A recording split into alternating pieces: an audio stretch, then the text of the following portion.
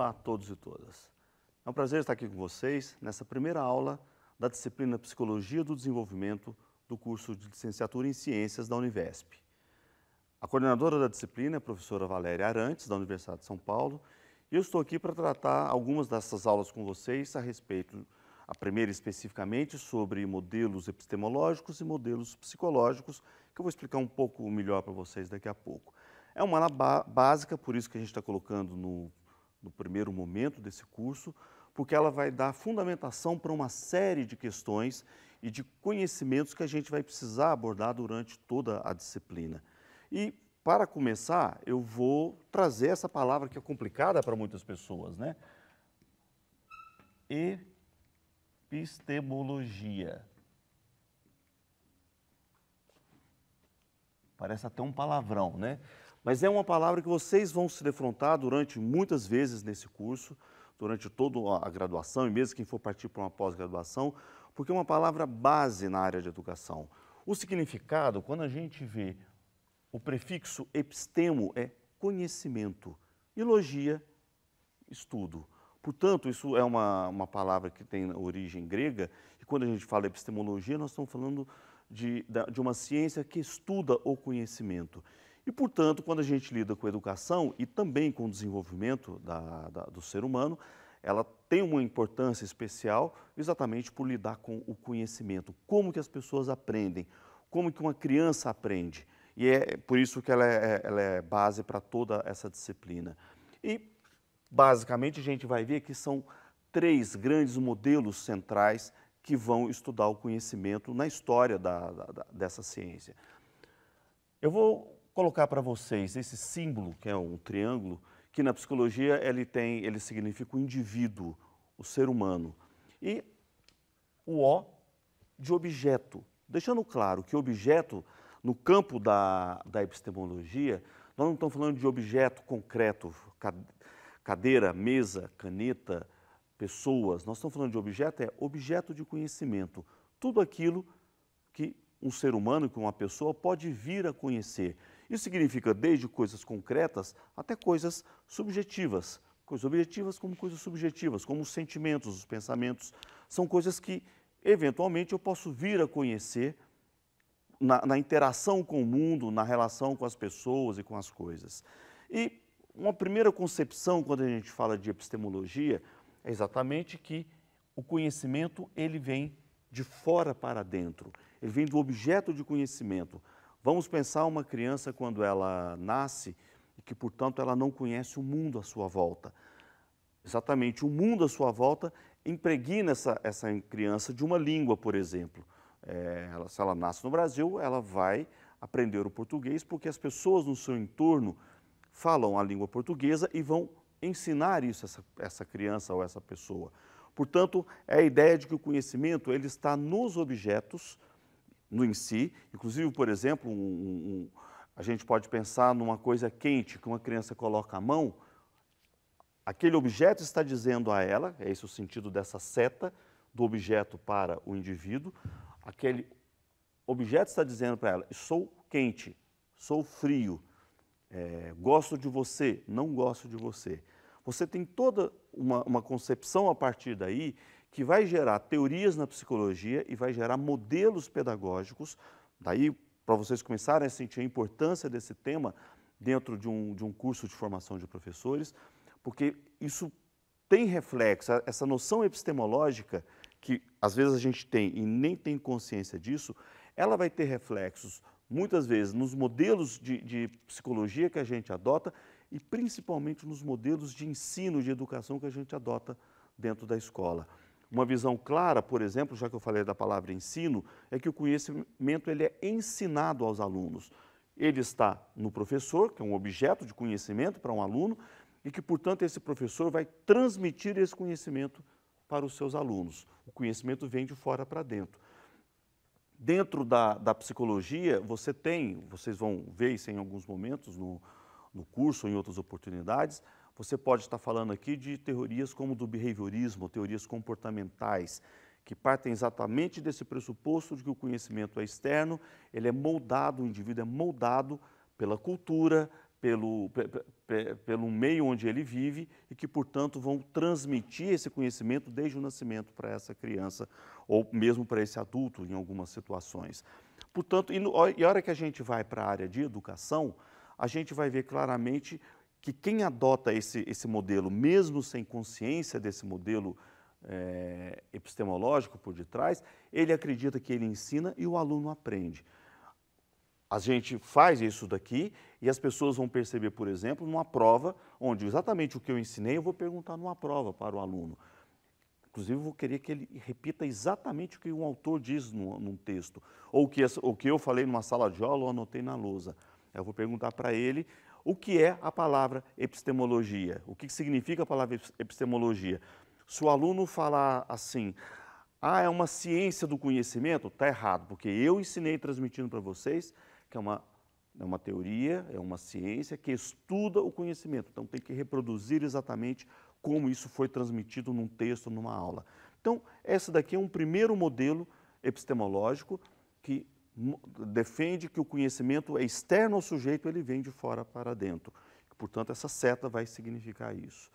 Um segundo modelo vai exatamente na direção contrária, onde algumas teorias partem do pressuposto de que o conhecimento nasce com o indivíduo. Cada ser humano tem o seu próprio conhecimento e é ele que vai agir sobre os objetos e vai transformar os objetos. Portanto, uma criança, ou mesmo em sala de aula, um aluno, ele é capaz de aprender por si só. Você tem algumas teorias psicológicas, se a gente pensar numa Gestalt, se a gente pensar no caso da educação, algumas teorias centradas no próprio indivíduo, que dá muita confusão, que a gente vai ver daqui a pouco mais claramente, onde é o aluno que aprende. A gente ouve isso muito no discurso de professores, de que o Joãozinho, ele não é bom aluno, ele não quer aprender. O que está por detrás dessa frase, que muitos professores reproduzem o tempo todo, e que vocês já ouviram falar na vida acadêmica de vocês, na vida como estudante de vocês, é isso. É o aluno que não quer aprender, como se o conhecimento partisse de um desejo dele. É ele que quer ou não quer aprender, porque é ele que vai aprender os objetos que estão lá fora. Você tem muitos professores que, inclusive, fazem uma dicotomia muito clara nesse discurso. Ele fala, eu ensinei e o aluno não quis aprender. Então, você tem uma incoerência aqui, inclusive, nesse processo. Quer dizer, eu ensino todos os alunos na minha sala, mas a hora que não dá certo, é o aluno que não quis aprender. O que está por detrás dessa fala, que a gente vai ver que há muita controvérsia em torno disso, é uma visão de que o conhecimento ele está no aluno, que, portanto, parte do desejo do aluno de querer conhecer e aprender as coisas no mundo. Evidentemente, essas duas são concepções históricas, como a gente viu, tem uma série de teorias depois na psicologia, na sociologia, na própria pedagogia que vão se basear em um desses modelos, mas hoje aquela que é mais adotada, evidentemente, é que busca um meio entre essas duas posições, que é exatamente a visão interacionista. O que quer dizer a palavra interação? Que o conhecimento ele não está nem no sujeito, ele nem está no objeto. Ele está na relação entre o sujeito e o objeto de conhecimento. Portanto, tudo que uma pessoa aprende durante a sua vida é resultado de uma interação, de uma relação dela com o meio onde ela vive, onde ela estuda, por exemplo, no caso concreto da sala de aula. Quando a gente pensa na psicologia, a gente pode pensar em autores como Piaget, como Vygotsky, ou a grande maioria dos autores que hoje se dizem interacionistas. Ou seja, eles partem desse pressuposto de que o conhecimento não está nem no sujeito e nem no objeto. Pegando um exemplo, um autor clássico, portanto, que lida com a interação, que vocês vão ver em vários momentos nesse curso, que é Jean Piaget, um epistemólogo suíço. O Piaget dava como exemplo, ele foi estudar as crianças recém-nascidas, por exemplo. Uma criança, quando nasce, ela nasce sabendo mamar no bico do seio da mãe? Será que é esse conhecimento inato que ela nasce? Ou será que toda mãe ensina o seu filho a nascer? Ele está pegando um momento inicial da vida exatamente para exemplificar o que é uma visão interacionista. E ele vai explicar, por exemplo, no livro O Nascimento da Inteligência na Criança, que O que a criança nasce como todo ser humano, ela nasce como humano e como mamífero com a capacidade de sucção. Agora, essa capacidade de sucção, que é inata biologicamente, inclusive em todo mamífero, ela vai virar realidade quando ela encontra com um objeto de conhecimento, por exemplo, que é um bico do seio da mãe. E que pode não ser o bico do seio de uma mãe, pode ser uma mamadeira, um bico.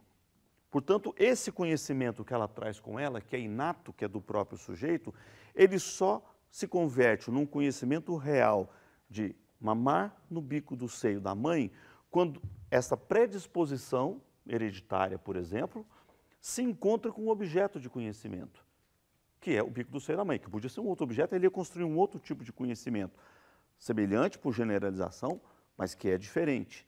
Portanto, o que esse exemplo básico do Piaget está mostrando para a gente é como que o conhecimento é resultado de uma interação entre sujeito e objeto. Se eu levo isso agora adiante para a sala de aula, a gente começa a entender que dentro desse princípio, que hoje é o princípio mais adotado no mundo inteiro, esse modelo epistemológico interacionista, a gente começa a entender de que o conhecimento nem está no aluno, nem está no professor. Nem no livro, texto, nem no vídeo, nem na televisão, nem no videogame. O conhecimento está na interação do aluno com o objeto de conhecimento. Isso depende se o professor, da forma com que ele transmite, do texto com que é passado e com as condições anteriores que esse aluno tem, do que ele já possui, a gente vai ver isso mais claramente em algumas aulas daqui para frente, o aluno, o meio onde ele vive, onde ele nasce, a cultura onde ele está inserido, quer dizer, isso vai ter uma relação com a forma com que ele interage e, portanto, o tipo de conhecimento que ele vai adquirir. Se ele interage com um determinado conhecimento na escola, por exemplo, aumenta a probabilidade na interação de que ele vai construir aqueles conhecimentos que a escola, como representante da sociedade, levam até ele. Se esse conhecimento, por exemplo, ele foi na rua, porque essa criança não vai na escola, é claro que ele vai construir conhecimentos, mas de uma outra natureza, de uma outra forma. Que, portanto, aquilo que a gente aprende o tempo todo, mesmo quando adultos, quando velhos, é exatamente resultado de interações e da qualidade dessas interações com que a gente tem durante a nossa vida. E isso vai portanto, sendo um processo de construção durante toda a vida, desde o primeiro momento, desde o nascimento, ou, para algumas teorias, desde o útero da mãe, desde a concepção. Portanto, para encerrar essa aula, ela é importante porque, volto a dizer, que ela vai ser uma base para vocês reconhecerem muito dos modelos que a gente vai trabalhar durante todo esse curso, que é exatamente um modelo, a partir do modelo epistemológico, os modelos de educação que a gente adota na nossa sala de aula. O que a gente precisa tomar cuidado apenas é com determinadas incoerências que, como eu falei agora há pouco, se repetem em muitos discursos. Professores que dizem, por exemplo, que é bom professor porque ele ensina bem.